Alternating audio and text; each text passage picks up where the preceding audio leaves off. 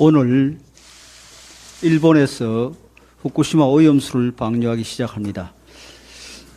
물론 이웃나라의 입장에서 오염수 방류가 반가운 일은 아닙니다. 하지만 IAEA를 통해 국제적으로 검증이 이루어진 만큼 우리가 외교적으로 현명하게 대응해 최대한의 안전을 보장받는 것이 중요한 시점입니다. 그런데 민주당은 마치 이때가 오기만을 기다렸듯이 본격적으로 장외투쟁에 시동을 걸고 있습니다. 혁신위가 파행이 이루고 당내 계파 갈등이 크게 치닫는 한편 당대표에 대한 사법 리스크로 내부 장악력이 흔들리자 기껏 선택한 탈출구가 묻지마 반일 선동입니다.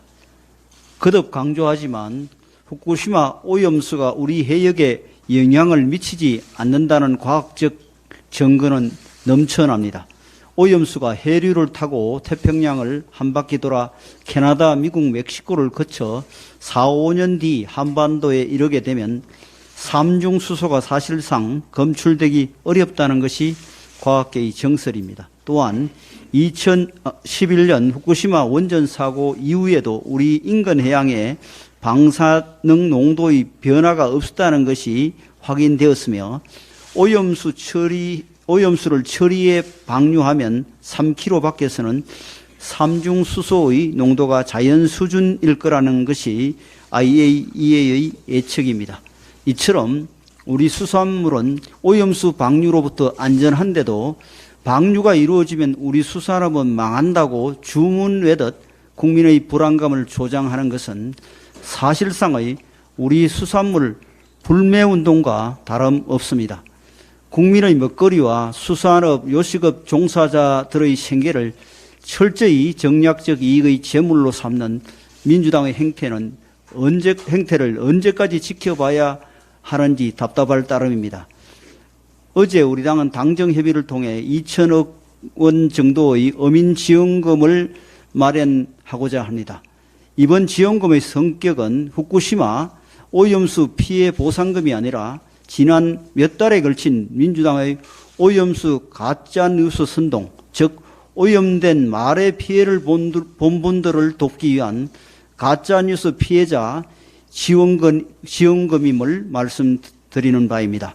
현재 정부는 우리 해역과 수산물에 대한 안전 모니터링을 비롯해 2중, 3중의 방사능 확인 절차를 마련하고 있으며 방류 관련 자료 제공과 정보 공유, 알퍼스의 기술적 보완 등을 일본 측에 지속적으로 요구하고 있습니다.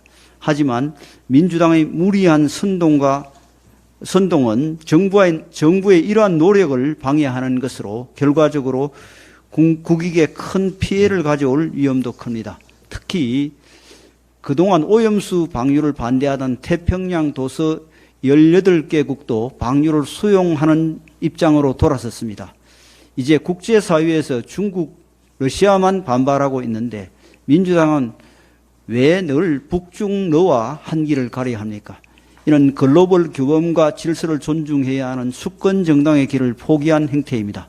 아울러 제2의 태평양 전쟁을 이야기하고 있는데 대한민국 제1야당이 터무니없는 이유로 인류적 비극이었던 태평양 전쟁을 함부로 입에 올리는 것을 보고 국제사회가 우리나라를 어떻게 생각하겠습니까?